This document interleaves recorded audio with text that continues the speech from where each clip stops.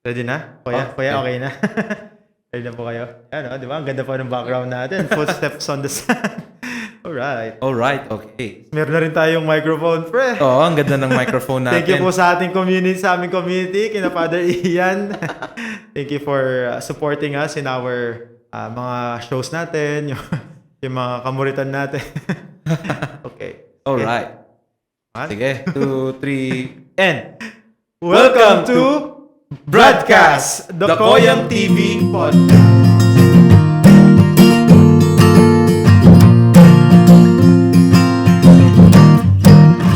Galing ko, pre. Ako nga pala si Brother Pau. Ako si Brother Dandrew. At kami yung mga usual na koyang ninyo, nakakulitan at kabaliwan ninyo. Grabe, and one of the things na pwede nating i-introduce for today, since anong bang mangyayari, one of the things na gagawin natin is about a father's podcast. Siyempre, ipapublish natin itong podcast na to on the feast of a very special saint, no? Very special talaga itong saint na to, especially for us Salesians, di ba? Oo. And I believe, even in our Salesian formula of profession, nababanggit din natin siya. Grabe. Ibig sabihin talagang very important siya in the heart of Don Bosco. Yes. And in the heart of all the Salesians. Pati sa mga lay brother. Yun, especially sa mga lay brother. Lay brother. Alright. So, yun. Kaya with us tonight is a father din, no? A husband. Yes. And a member of the Salesian family. Yes. Just like the saint that we are about to celebrate or we are celebrating, no? So, yun. Let's welcome Kuya Lan Arador. Alright. Thank you, Kuya Lan, for accepting our invitation to be with us today, no? Kahit na alam namin, very busy ka with your family life, with your work. Grabe, no? So yun, Kuya Lan, can you tell us and our audience, yung mga nakikinig sa atin and nanonood, about yourself? Okay. So, thank you for inviting me here. Yes. So, I am a Bosconian din. Bosconian and an alumnus of this venerable Don Bosco Tarlac. Wow. So, and also, add to that is ex-Salesian, former Oo. Salesian din. Batch ano po kayo ng graduate dito, Kuya Lan? Batch 1990. Wow. Shout out sa mga batch 1990. 1990. Yan. Right. Very Sige po. active yung mga yan. Namimigay ng mga... Wow. Yun, grabe. Thank you po sa inyong lahat. Yan. Sige po. Also a Bosconian parent and an ADMA member. Yun yung sinasabi natin na member siya ng Salesian family. Specifically, member siya nung ADMA. ADMA. Ano ibig sabihin ng ADMA? Ah, Kuya Lan, sige. Yun na yan. Mary Help of Christians. Yan, basta parang sila yung mga devotees, no, parang sila yung nag-spread ng devotion to Mary Help of Christians. Kasi parang, I think, Italian, no?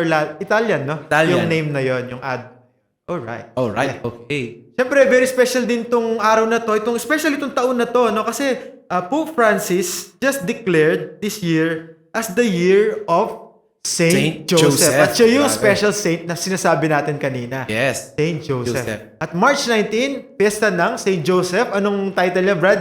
Saint Joseph, husband of Mary. Wow. Grabe, Siguro no? pwede rin natin idagdag na foster father of Jesus. Kasi di ba, grabe. part of being husband of Mary is the foster father of Jesus. Na rin. Yes, grabe, no? So, itong piyesta na to, dineclare ni Pope Francis with the apostolic letter na Patris Corde. It's very special yung language, sa English translation nito, parang with a father's heart. No? Very touching yung title na yun, with the father's heart. Yan. Pope Francis recalls the 150th anniversary of the declaration of Saint Joseph as patron of the Universal Church. Oh, grabe. Yun pala yung title niya. Siya ang patron ng Universal Church. Church. And protector, alam ko nga, di ba, is the protector of the Universal Church. Yan. To mark this occasion, Pope Francis has proclaimed a year of Saint Joseph, no? Until December 8, from December 8, 2020, nung nakaraang December, until December 8 of 2021 of this year. Yun yung dahilan kung bakit we invited also a father, a husband, and a member of the Salesian family. And of course, as a member of the Salesian family, you're also protecting yung identity na pinasa ni Don Bosco sa ating lahat, ni St. Francis. Sige. Grabe. Siyempre, ngayong araw to makikipagkwentuhan tayo. Makikipagkwentuhan tayo kay Kuya Lan, kaya nag-invite tayo na Yes. dito. So, siguro first question natin kay Kuya Lan. How are you as a father, Kuya Lano, during this time of pandemic? Ngayon na nag-online class yung mga anak mo, yan. Ngayong lockdown, ganyan. And ano yung mga difficulties experience? So, I missed to mention lang na since we're talking about a father and you've invited me here, so I'm a father of 3 lang. So, si Alia, si Maha, si Joel, Oh, 17 years old, 15 and 13 years old. So, girl, and boy, si Joel yung last. And I believe, I'm a bereaved husband of Ma'am Lerma. So, kilala po natin lahat si Ma'am Lerma. And I spent my work week in Red Ribbon as a plant or commissary head, overseeing food manufacturing operations and overseeing family during at night or during my work from home and during weekend offs. So in answer to your question, I am both father to my family and to my professional family at work. And 2020, exactly a year ago, in March 2020, so last year yun, no? So there was lockdown, there was pandemic. So for most, lahat ganun na situation, di ba? So for us naman, as family, iba yung situation. So apart from that, meron din kaming illness, a terminal illness in the family. So there was, di ba nagkaroon ng cancer si Ma'am Lerma during the pandemic. So it's parang double the worry, double the anxiety. So I have always compared the situation to during wartime. Kasi nga, wala akong experience nun first hand. Pero naisip ko during this time, there will be casualties. So naisip ko lang, possibly dun sa family, in the household, someone will be a casualty kasi nga may sakit na si Ma'am Lerma. So, as a father, during that time, it was really difficult. Pag pinag-usapan natin financial, not really. Kasi I'm glad to be part of the Jollibee Group na very stable naman yung company. And emotional, yes, because of the sickness nga, the pain that Lerma underwent. Uncertainty, mawawalan ba ako ng work? Eventually ba Lerma would pass away, which happened. And during that time, di ba, online classes lahat. So after the passing of Lerma, nag-start na ulit yung online classes. So it was challenging din. Kasi you have to oversee yung mga anak mo during that time. And currently, may challenge nga ako with my youngest, si Joel. Pero in fairness naman, Joel,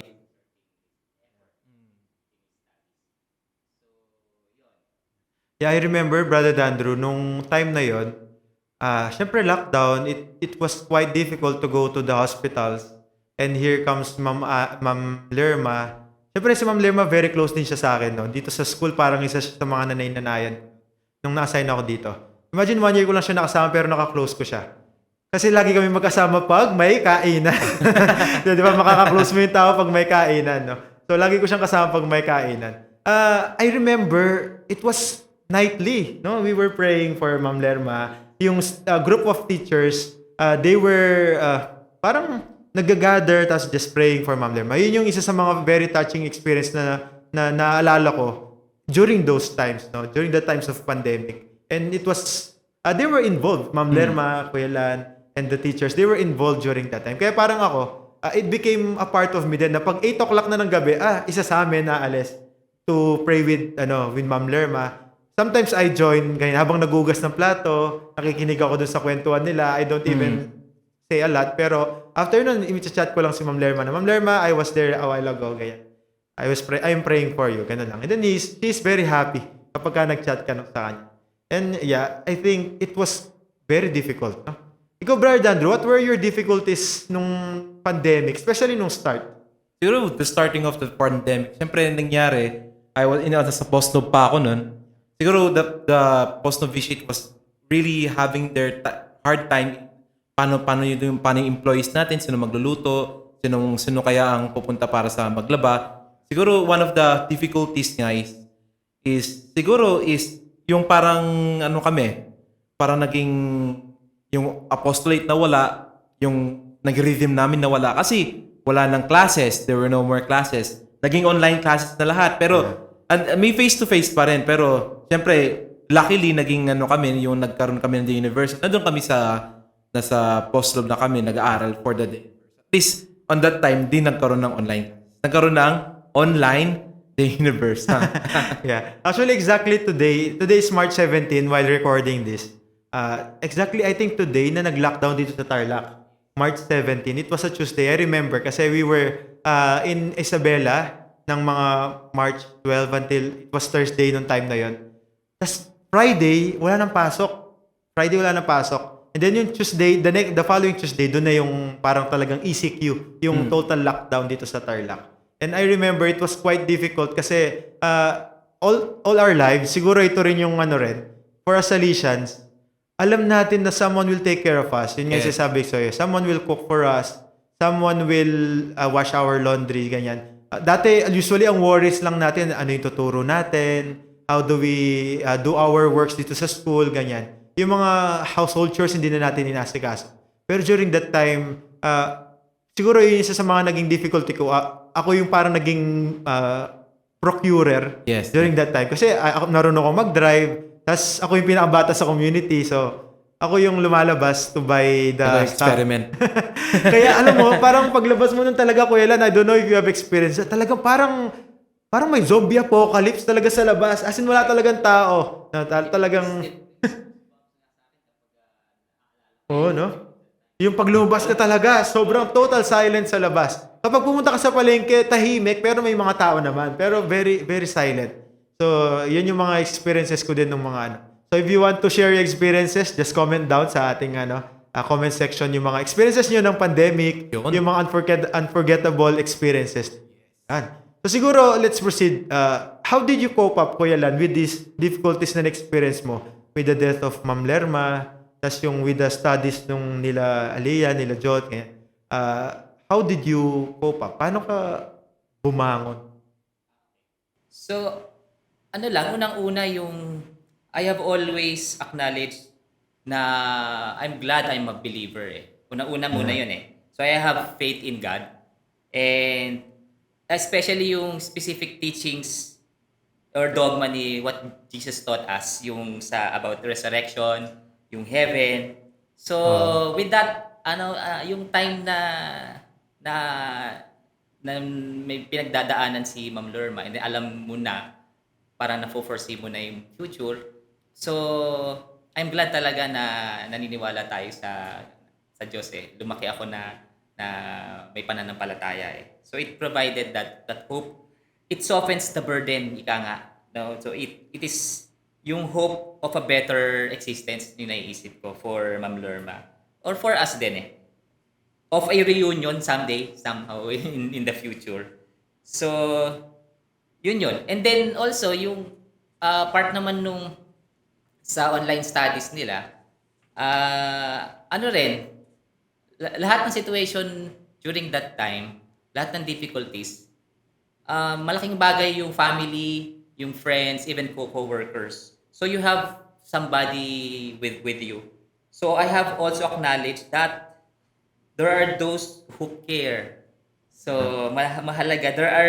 There are those who give in many forms. They give their time. They give money.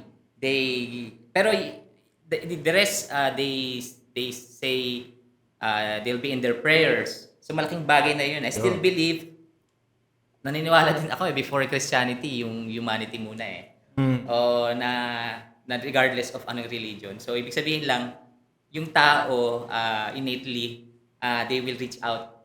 So ang laking bagay that time na nandyan lahat yan.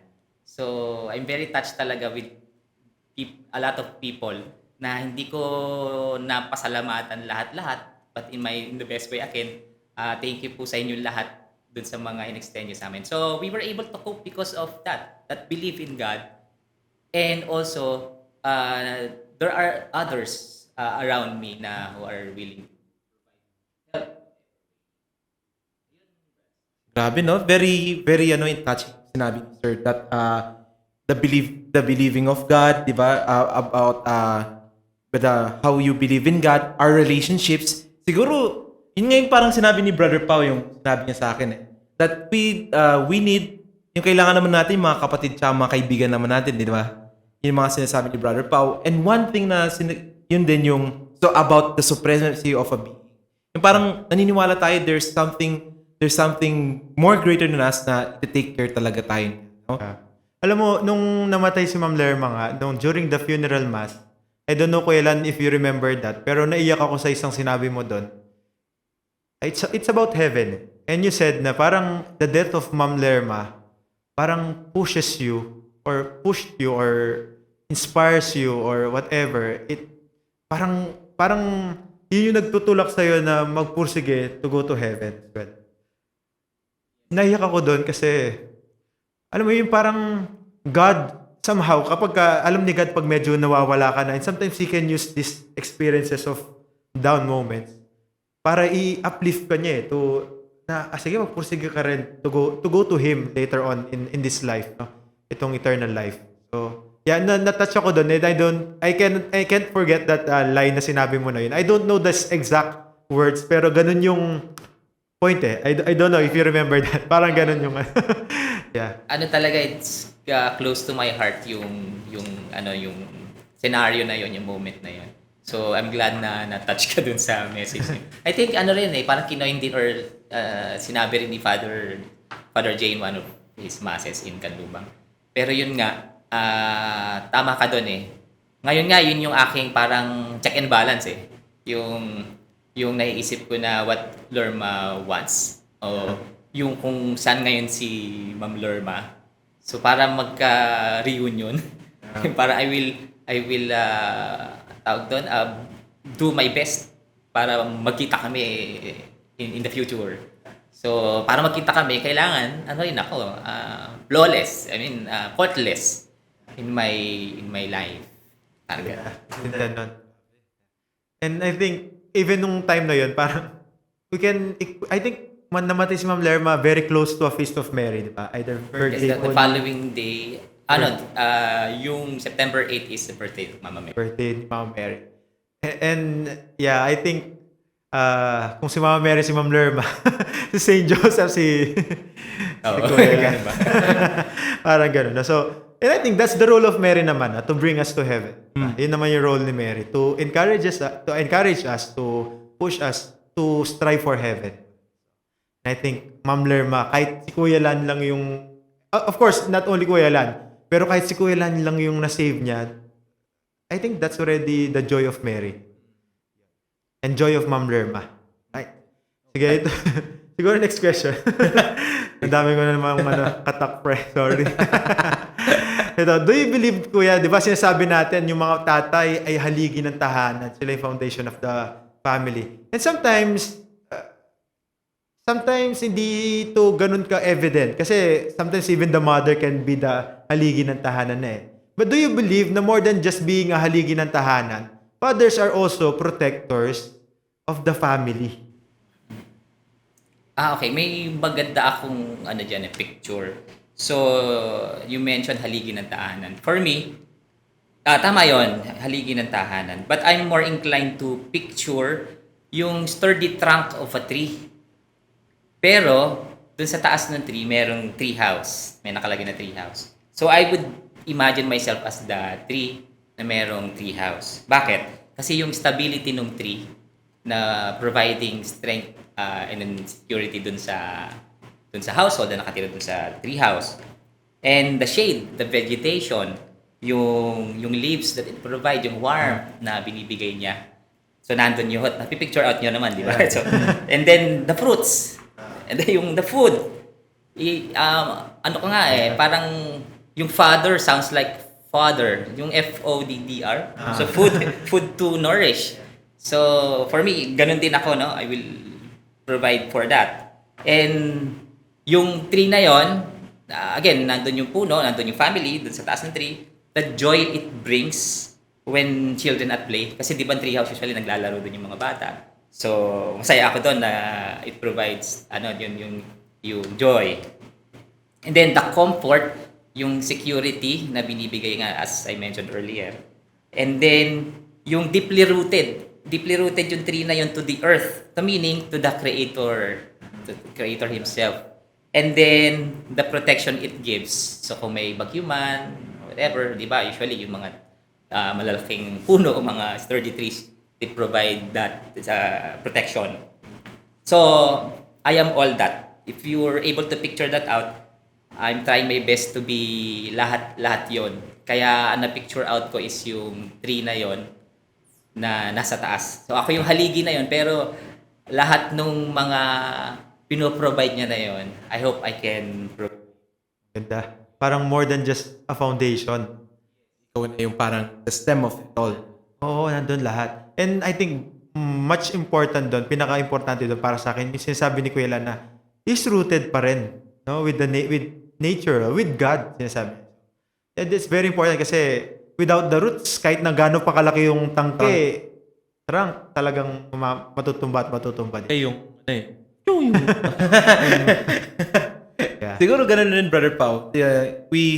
Yung sinabi ni Kuya Lan na the tree is a really big, siguro it provides fruit, no? It provide the house, yung tree house nga.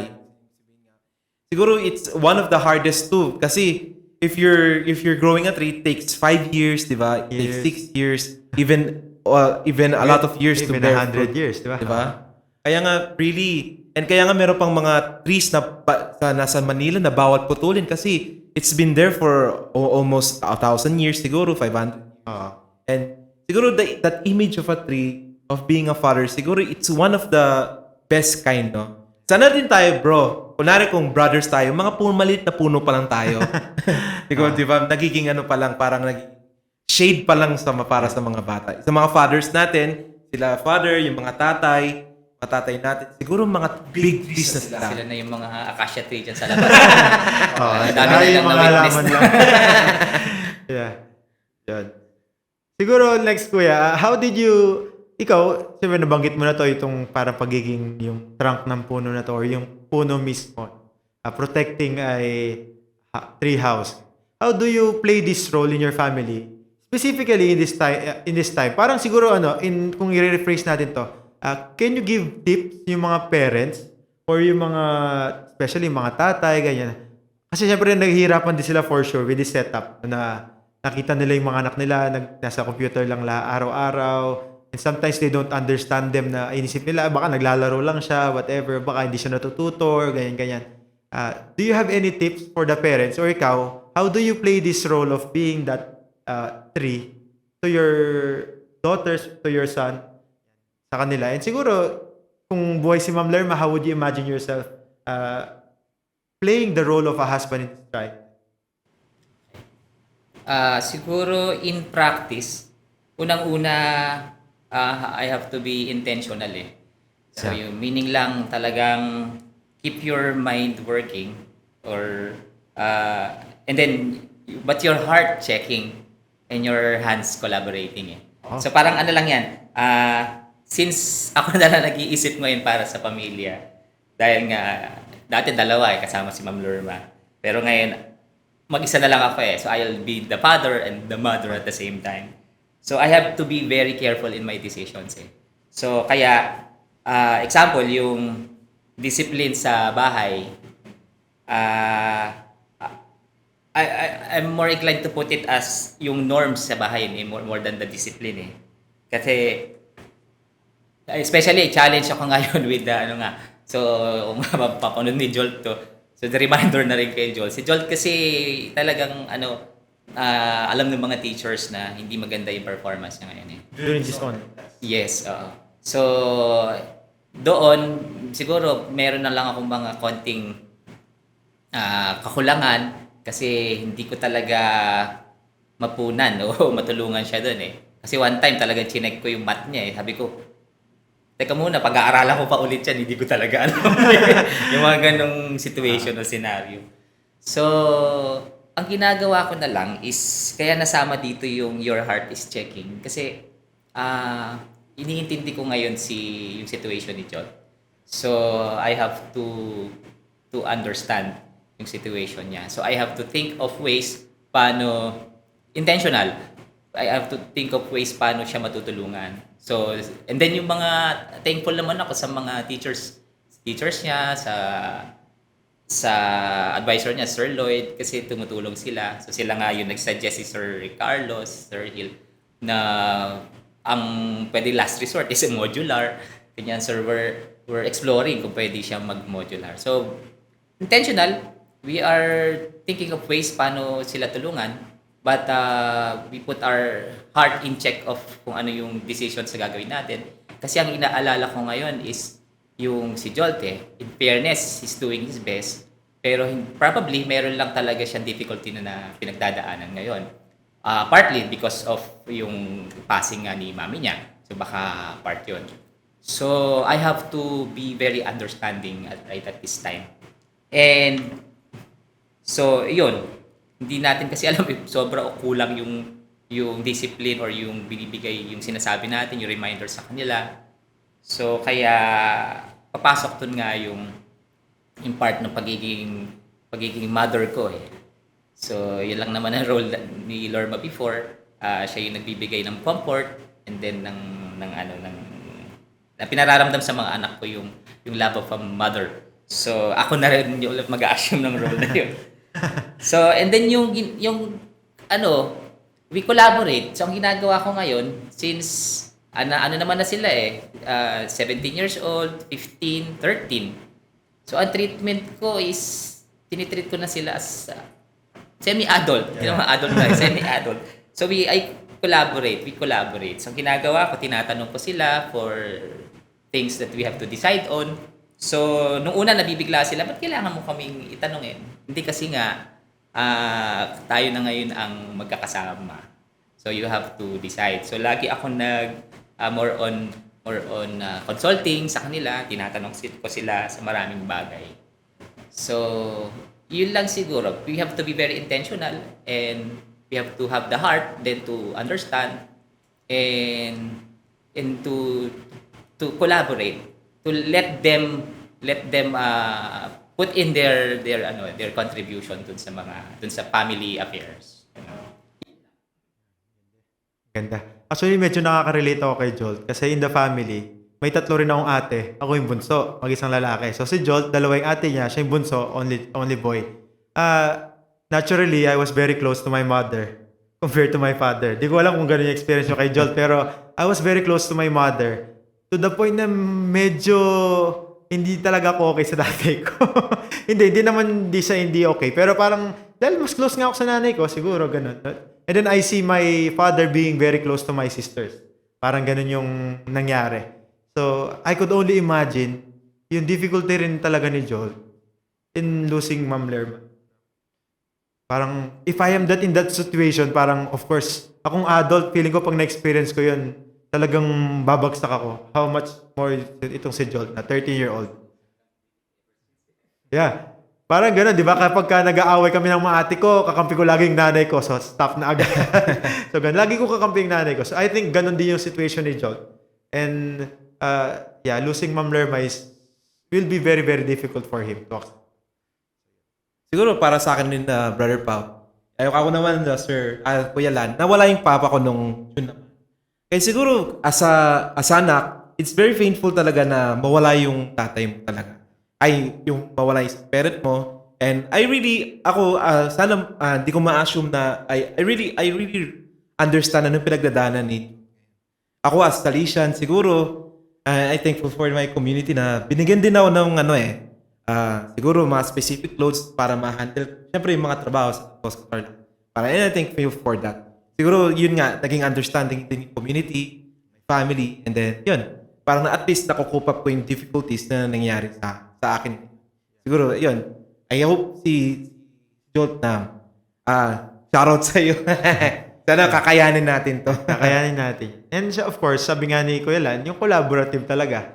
We have to help each other. Just like in any situation naman, mapasa may experience of death or even a simple difficulty, no? Sometimes we really have to collaborate, to ask for help, to accept help. Ayan. And I think kung sa that experience talagang very close yung experience ni Brother Danto with the experience of Jolt. And yeah, I've known Jolt last year, talagang very active yan, very brainy din yan. So siguro talagang he's just going through a difficulty ngayon na kailangan din niyang pagharapin talaga. Okay. Siguro last, Kuya Lan, before we conclude. What do you think naman ngayon yung role ni God, specifically sa'yo, in your life as a father, as a husband? Ano yung role niya sa tingin mo ngayon sa buhay mo? Yeah. Either positively, negatively, in general, what is God's role sa buhay mo ngayon at this present moment?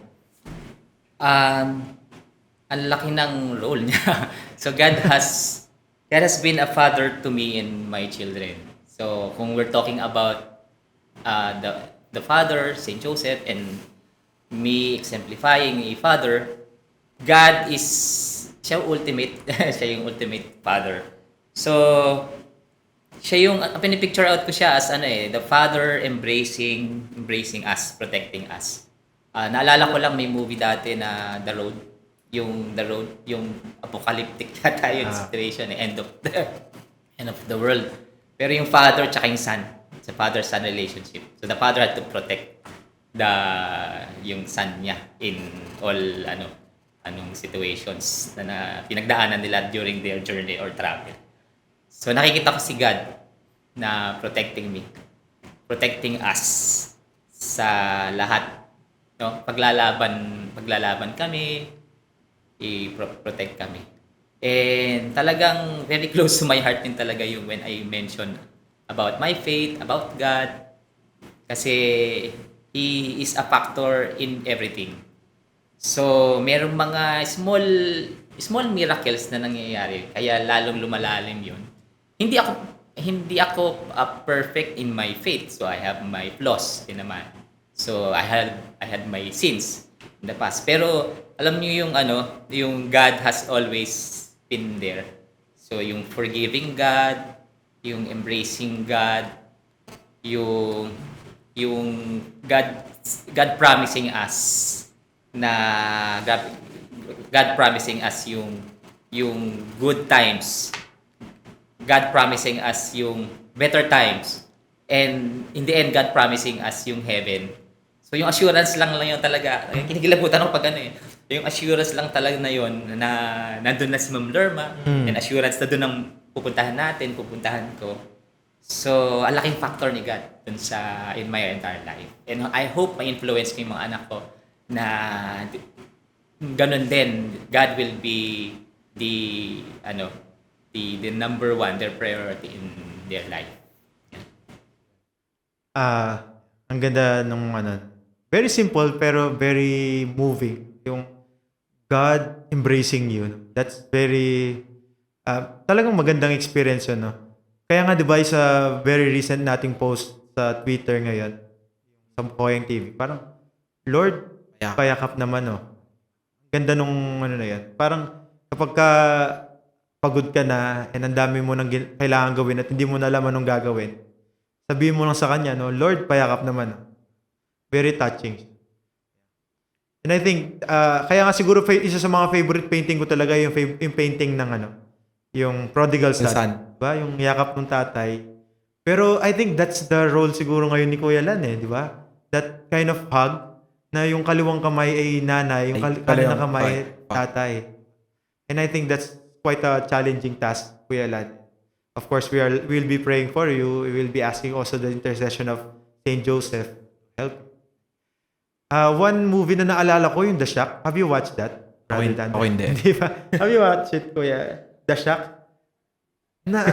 Kasi merong isang tatay doon na namatay naman siya ng anak. And she was blaming God. All the time, she was blaming God. He was blaming God. Tapos one time, napunta siya sa isang, parang sa gusto niya, sa galit niya, and sa talagang, parang mapupunong-puno na siya, he traveled alone. Parang nagpunta siya sa isang forest alone. And then parang nagkaroon siya ng vision or something. Napunta siya sa isang shack. Shack, parang bahay na maliit na sa gitna ng forest. Nakita niya, na-meet niya si God doon. In person, as in tao. God the Father, God the Son, God the Holy Spirit. what was really inspiring para sa akin doon and very touching, yung nakita niya si God the Father doon as a woman. Babae, na black, na medyo matanda na yung nanay na nanay talaga, chubby, ganyan. Tawag sa kanya, Papa. Pero, babae siya. No, talagang very moving sa akin. Siguro at that moment, he needed a mother. Kaya siguro, yun. Kaya siguro ganun yung nakita si God. Ganun nag-manifest si God sa kanya as a mother. Very moving sa akin. And I think that will be quite a difficult job, task kay Kuya Lan, na maging nanay at tatay At the same time. And I think the same way with you, Brother Dandro. No? I think si mama mo talagang mahihirapan din siya in playing the role of a father, mother, husband, wife. Ikaw, Brother Dan. Kaya grabe talaga. One of the things talaga na our role of our parents kasi talaga is a very important one. Kaya nga parang kung nawalan ka ng tatay or nawalan ka ng nanay, it's a very hard thing. Parang kaya niisip ko yung mga natin, yung mga lamps natin, yung kapag nawalan ka ng parent in the middle of the pandemic or in the middle of something na nangyayari ganito, siguro it's very painful, no? Very painful. Hindi mo alam gagawin. Kaya nga it's really one thing na one of the challenges talaga of being a mission partner. Siguro student na rin for nagano ka doon, parang kailangan mo progress to, you have to really go through it talaga. Then Despite the difficulty. very difficult. Kaya we really ask the intercession of God, especially kay Saint Joseph, sana Saint Joseph, ipagdasal mo kami para Protektahan mo yung mga pamilya namin. protektahan mo, especially from COVID-19. Yeah. Lalo na tayo, di ba, Brother Andrew? Siguro, ikaw din, nung last year, nung nasa Kanlubang ka pa, you are very worried din siguro with the situation of your parents or your family mo sa bahay. Kasi separated tayo eh. Ako din, I am just here in Tarlac, nasa Pampanga sila. Kapag nakakarinig ako na medyo nagkaroon sila ng exposure to a COVID case, parang talagang napaparanoid ako for them. Talagang it's quite difficult. And I think, talagang wala tayong panghahawakan ngayon kung di yung faith natin na somehow soon magiging okay na lahat. And yun, mapuprotektahan yung mga families natin. Yun. So siguro any last words, Kuya Lan, sa mga nanonood, nakikinig, just parang parting words. Ano yung mga message mo sa kanila? Ano yung gusto mong iwan sa kanila? In summary. Parang. Okay. So, naisip ko lang ngayon, yung love pa rin eh. Yung love. Di ba? Kasi di ba, naalala ko sa pinag-aralan natin, no? Hindi ko makalimutan to eh, na kaya naman tayo na-create dahil si God is full of love eh, nag-overflow siya eh. So, kaya na-create yung mundo, tayo. So, para sa akin kasi, as a father din, or in a relationship, minsan sinasabi natin, mahal natin o love natin yung tao. Pero minsan like lang pala yun eh. Bakit ka mo? Kasi yung love should be nourished. Love should be intensified. Love should be maintained and improved. So ibig sabihin lang, sa experience po natin, if there is love, dapat yun lumalakas. There is no chance na magwe-wane siya, magde-deteriorate siya. If there is really love. So, I think, in my experience, even sa mga trabaho, I try my best to love others. Even sa labas, nagda-drive ka, you can love yung ibang commuters by way of understanding. So, ngayon naman, as a father, I hope to really, like Saint Joseph, to really put that in mind, in heart, and in practice, yung love na yon. And ultimately, kasi yung love of God, si Saint Joseph, with his trusting in God, loving God, na ayun. So, I hope to follow that. Yun. Thank you. Ikaw, Brother Dan. Siguro, It's like, about parting father. word. Siguro, the parting words na sabihin ko. Kapag nawala yung magulang natin, siguro it's one thing na for sure that we grieve talaga.